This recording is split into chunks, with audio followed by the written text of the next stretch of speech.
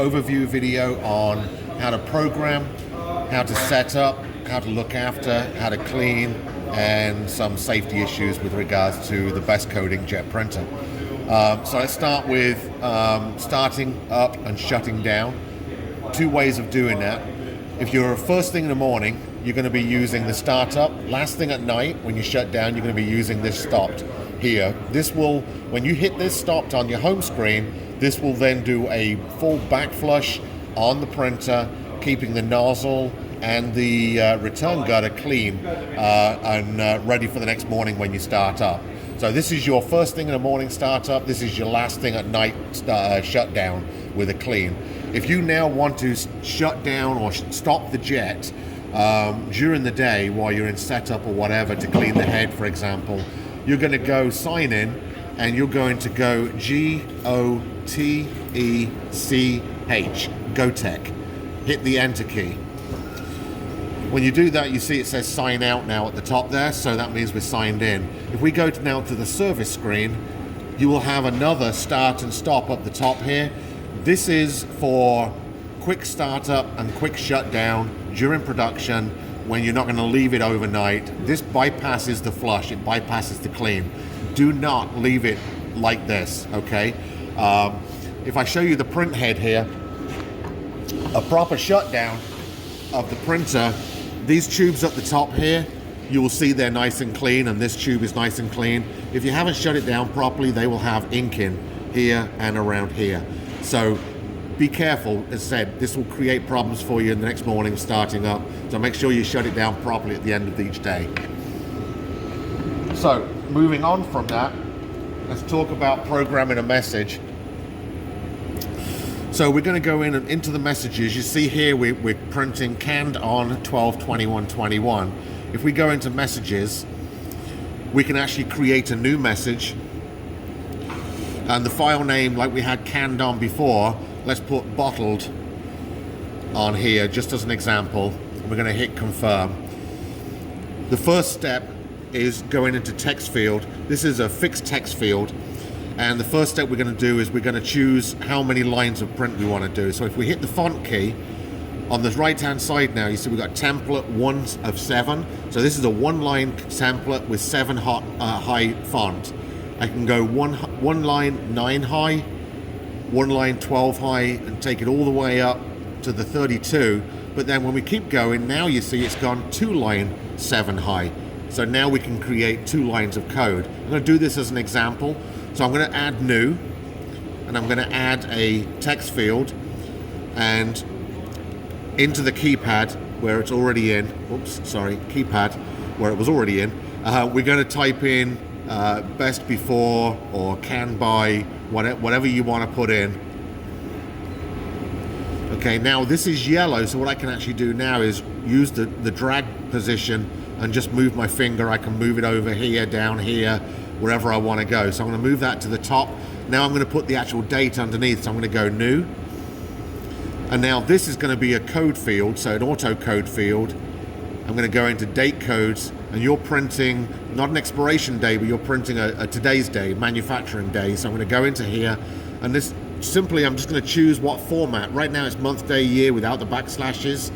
There's the ones with the backslashes. I can do day, month, year with backslashes, etc. So if I just go through all the ones that we can do and then go back to the one that we want, month, day, year. And to add that into the message, I'm going to hit the plus key here, add. And then that puts it into the message, and I can just move this around, center it up a little bit, fine tune it with these arrows depending on where I want it to go. Once I've done all that, then I can hit save. And this saves that message now as bottled. To actually select that message for printing, I'm going to highlight it, so I can highlight the message that I want to choose, and then I'm going to do select, and you see the printer here is going to raise up. If I go back into messages, you'll see the printer is now on bottled, and you've got the preview here. Okay, so now we're actually printing it. What we need to do now is position it on the label, and we do that by using the adjust button. The adjust button, here is the width, and this is the delay. The width is the speed, so if the message is too long, then by reducing this width down, you can decrease the size of the length of the code. The delay is from when it hits that gap sensor to where it starts printing. I put in 1000 on the other one, and that seemed to work good, so we'll put that at 1000. The rest of it, everything else is correct. We're rotation, that's the direction of travel, the height, everything else is correct. We're going to go ahead and hit save, and now we're ready to print. So let's get the print head started up. And to do that, I'm going to go ahead and just hit the start button here, and it's going to take about 1 minute 14 to start up.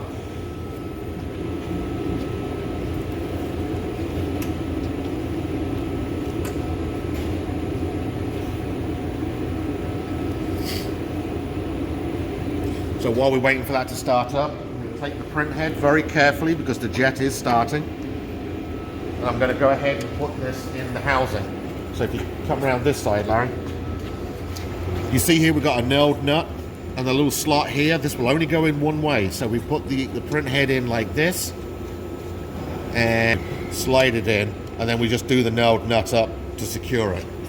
So that's the print head in there. The distance from the label should be around about this distance, 1/4 inch, 1/2 inch, no more. So now we've done all that, we can go ahead and get the label off. Now we've started. It says ready, the green light is on. And that's the blank label is the first one. And the second label you can see is best before 12/21/21.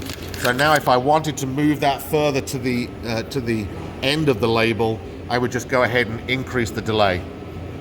That 1000, I would put it at like 1200, maybe 1100.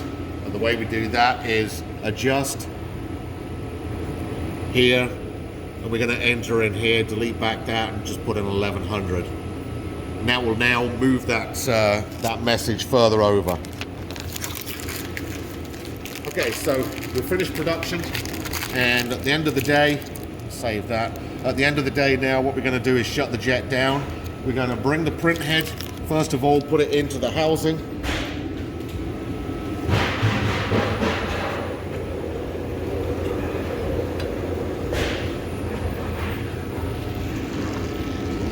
Very carefully. And then from the home screen, we're just going to hit the stop button and let it do its shutdown and finish. So moving on to adding ink and makeup real quick. Obviously you've got a white bottle and a black bottle. On the top you've got a white lid and a black lid. White one goes in white, black one goes in black. So the principle of this, if you look on the label of the bottle, you see there's a RFID symbol. And then on the top of the machine, there's also a corresponding RFID. You take the cap off, leave this cap on for now, but you're aligning that icon with that icon. So move that in so it's aligned up. Push that down, and then you're gonna hit, for the ink, it's the ink button here, and for the makeup, it's gonna be this makeup button here. Hit it, and it will come up with a green box saying success. That's verifying that you're using the right ink. Once you've done that and got the success and confirmed it, take the cap off. You see there's a seal under.